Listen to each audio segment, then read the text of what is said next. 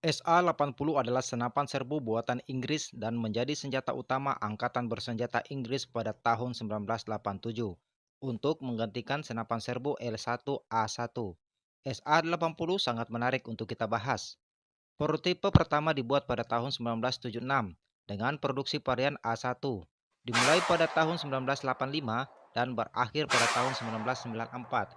Varian 2 muncul sebagai hasil dari peningkatan yang signifikan pada awal tahun 2000-an oleh Heathcliff dan Cott dan tetap beroperasi hingga tahun 2020. Varian A3 pertama kali dikeluarkan pada tahun 2018 dengan beberapa penyempurnaan baru. Tetapi sebelum kita lanjut membahas, dibantu subscribe dulu channelnya. Oke, terima kasih. SA-80 adalah yang terakhir dari barisan panjang senjata Inggris yang berasal dari Royal Small Arms Factory, fasilitas pengembangan dan produksi senjata nasional di Evian Look. Sebelum pabrik senjatanya ditutup pada tahun 1988. Idenya berasal dari akhir 1940-an, ketika sebuah program ambisius untuk mengembangkan selongsong peluru baru dan senapan kelas baru diluncurkan di Inggris Raya.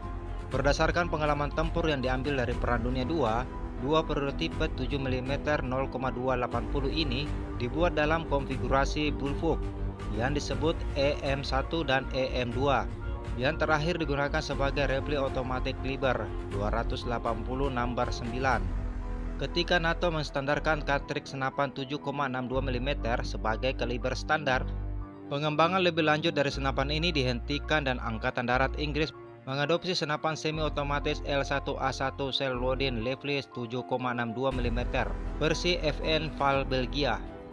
Namun setelah keputusan NATO untuk membekukan amunisi di antara para anggotanya, para insinyur Evian mengubah ruang senapan menjadi peluru NATO M193 5,56 x 45 mm Amerika versi SL64E5 5,56 mm yang baru didesain ulang dikenal sebagai SL70E3.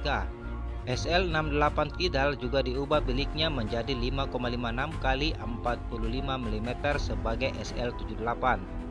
Varian senjata pendukung ringan 5,56 mm SL73E3 yang dikembangkan dari SL65E4 terkenal karena ekstensi penerima panjang penuh dengan bipod di bawah moncong yang sekarang menunjukkan jenisnya.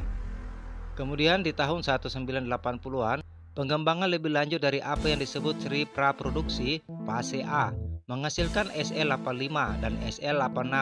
Sementara SL85E1 dan SL86E1 akhirnya diadopsi masing-masing sebagai L85 dan L86. Sejumlah model uji tembak diproduksi SL85E2 dan SL86E2. Dirancang untuk standar pembuatan alternatif dengan 12 komponen yang berbeda dari varian E1, termasuk bagian sistem gas, baut, dan tangkapan majalah. 3 rangkaian varian disebut untuk uji coba.